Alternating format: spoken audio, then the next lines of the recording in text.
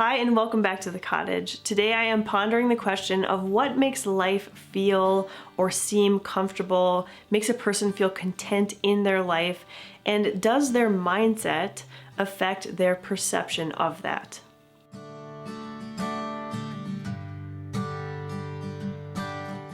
This channel is mainly about simple living and minimalism, and I often do videos where I talk about tips and techniques and ways that you can get your house looking clean and clutter-free. And I will also sometimes share glimpses of our own life here at our cottage with my husband and 5 kids. But on occasion, I want to just have a more casual video where I am talking with you about a topic that has really been on my mind. I've been thinking about a lot, and that's kind of the direction I want to take today's video. I would like this to be a conversation, which at the moment it feels a little awkward because it's just me standing in front of a camera doing some talking.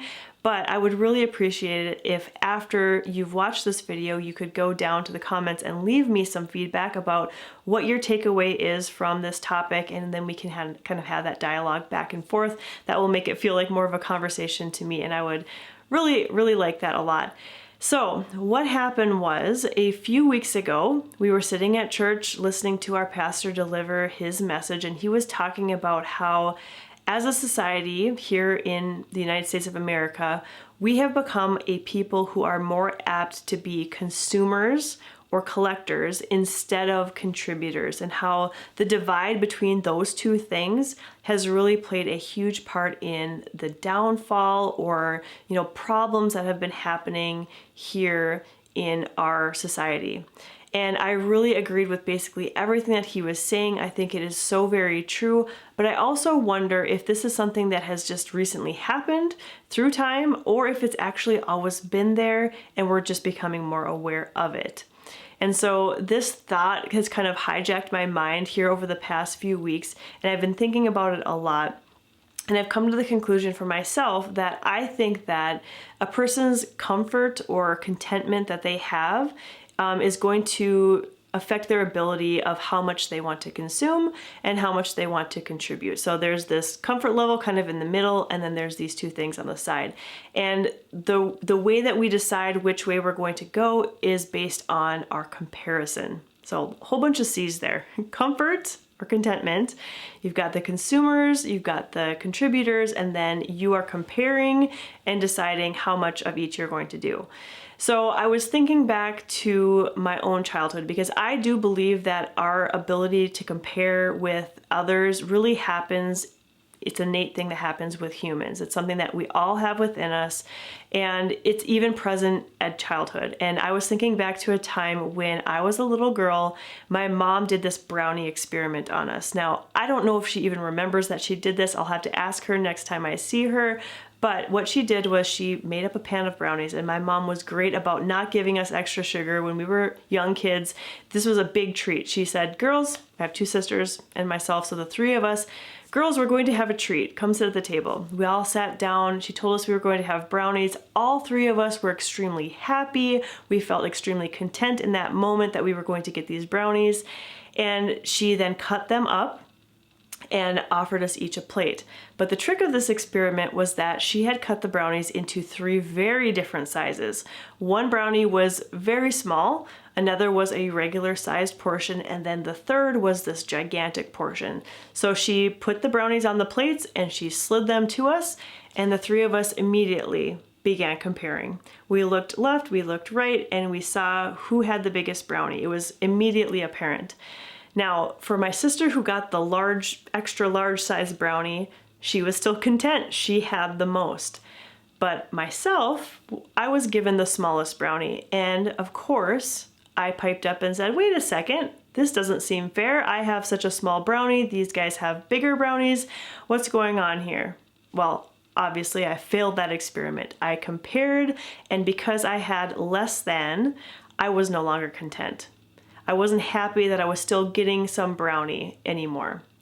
And I think that's what's happening. I think that's what happens to us, in everyday life, because we are still playing that comparison game. If we are comparing with someone who has less than us, then we feel okay. If we're comparing with someone who has more than us or perceived to have more than us, we don't feel good about that.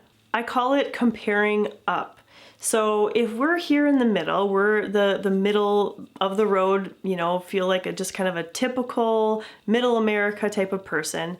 And we compare to the Joneses, who of course we know they have everything. They've got the large mansion of a house, they've got the fancy car with all of the bells and whistles, their grass is always greener, and they have, you know, beautiful children, everything's great over there.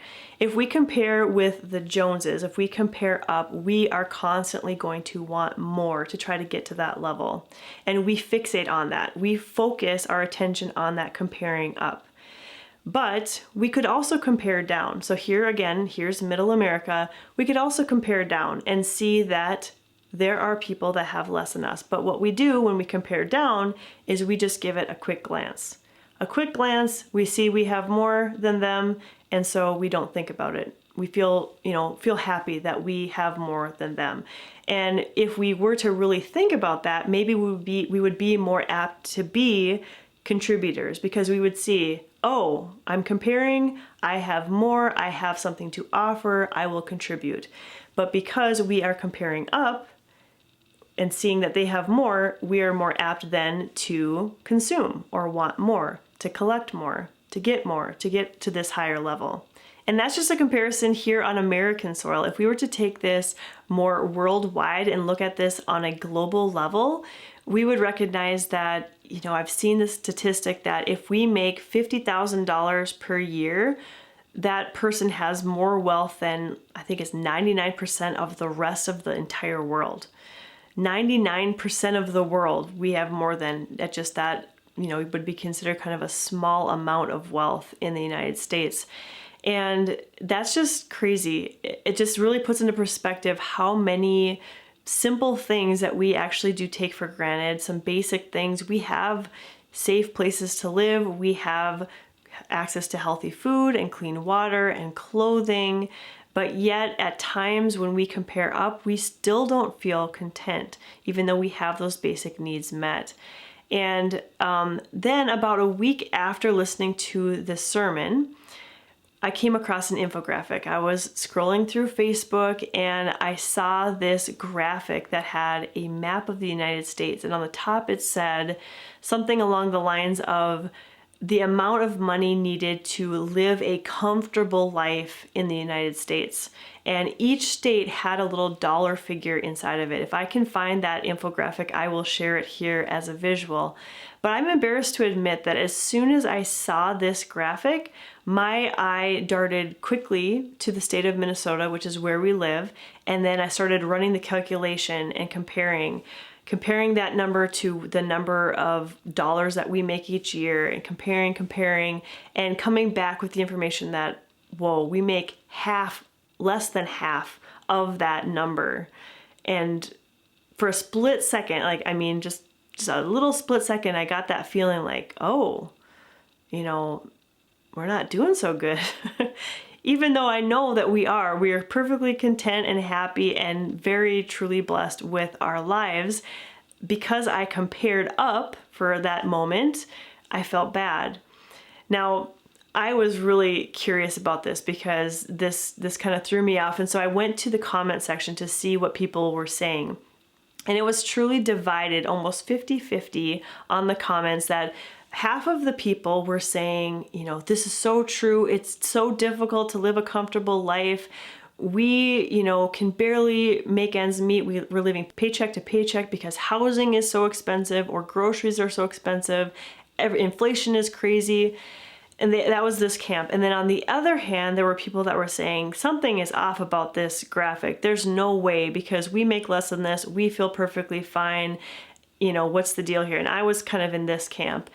And, you know, honestly, whichever side you're in, it should kind of make you mad to think that this graphic is floating around the internet, making people do this comparison, and, you know, some people making them feel really bad about their situation because they're saying you can't be comfortable unless you make this much money. I think through time, this specific infographic got a lot of backlash, and eventually they changed some of the verbiage that they had on it to say, you know, this is meant so that the family can save X percent and they can spend X percent and have so much discretionary income, you know, to be comfortable. But again, what is comfort? You know, I think some people will look at a minimalist life and think, well, you're taking away all of the comforts. You're just living with just the very basic things. And, you know, how can that be comfortable? You know, don't you want more? But if you are content with less, then why is that not okay too? And same goes for not just minimalists, but people that just want to live a more simple or less flashy, less expensive lifestyle. There's the tiny house movement going on. There's people that choose to live in trailers because they're affordable, and they get backlash because, you know, oh, that's a terrible housing situation. Why would you be doing that? But if they're content living there, then why is that a problem? I think our level of comfortable is so different. It's across the board, where some person could be perfectly comfortable with that, you know, $50,000 income that's more than 99% of the world and feel really comfortable and content with that, where other people who are constantly probably comparing up would need to make more than their state, you know, was represented on that graph to feel good about themselves. I did a video a while back about minimalism and happiness, and I discussed the Maslow's hierarchy of needs and how once your basic needs have been met, then there's not much more happiness that can come from getting that bottom part of the pyramid worked out, because you already have those basic needs met. But the true happiness and joy comes from the upper levels, which have to do with helping other people or finding the true purpose of your life. And so to close out this video, I'd like to just really briefly talk once again about consuming and contributing and seeing if we can find a way to do both of these things in a balanced way.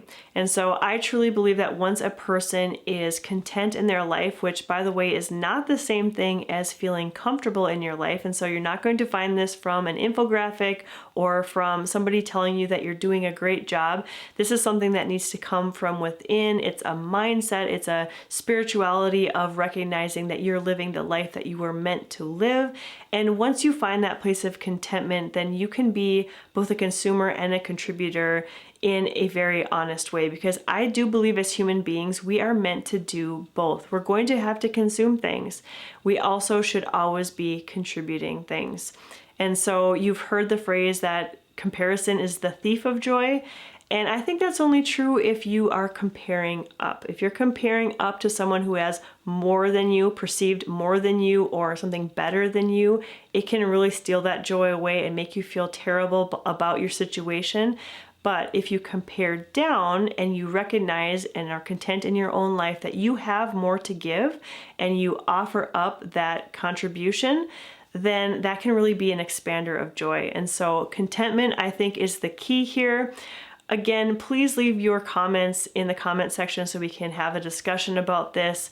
I'd love to hear your feedback. If you're feeling a certain way about this topic, if you're feeling like society as a whole has become much more consumeristic and that we can't get back to the other way, or if you think we can find that healthy balance, let's talk about it down in the comment section.